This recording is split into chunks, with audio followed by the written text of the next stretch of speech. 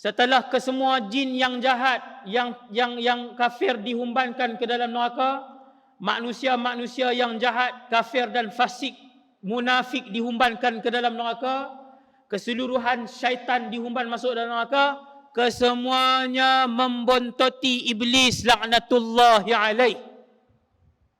Kesemuanya mengekori iblis di dalam neraka. Kesemuanya memaki hamun iblis di dalam neraka. Kesemuanya menyalah-nyalahkan iblis. Hang punya pasal menyesatkan kami ketika di dunia dulu.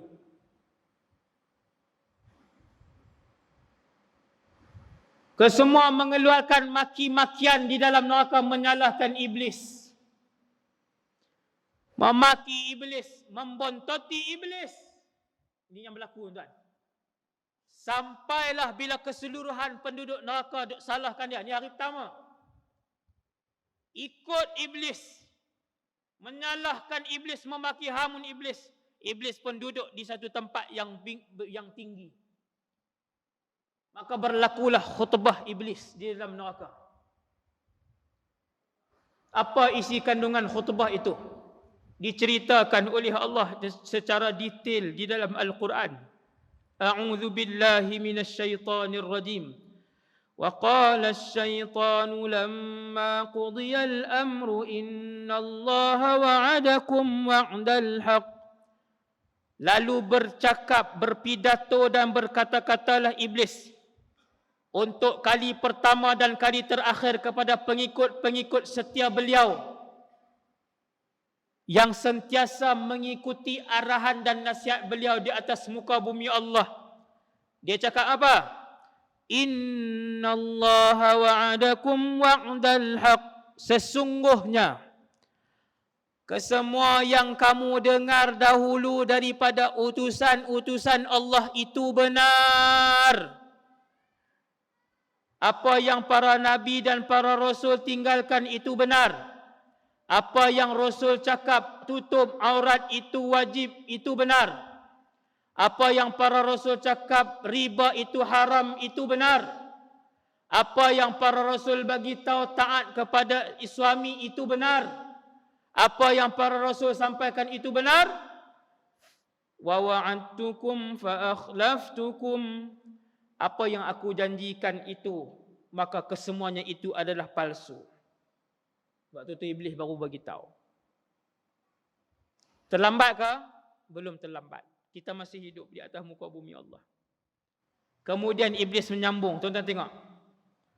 Wa ma kana li 'alaikum min sultan. Ketahuilah. Tuan-tuan dengar Ketahuilah wahai semua penduduk neraka jahanam. Ketika itu, khutbah ketika itu.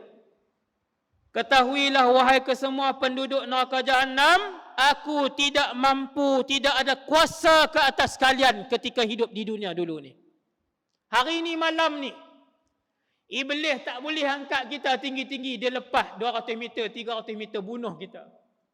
Iblis tak boleh untuk mengangkat pedang dan parang untuk menetak bahu dan leher kita. Iblis tak pernah pun mengheret tangan kita untuk kita masuk ke dalam disko. Iblis tidak pernah merentak pakaian kita untuk dikoyak-koyakkan untuk kita tidak menutup aurat. Kata iblis, wa ma kana li 'alaikum min sultan.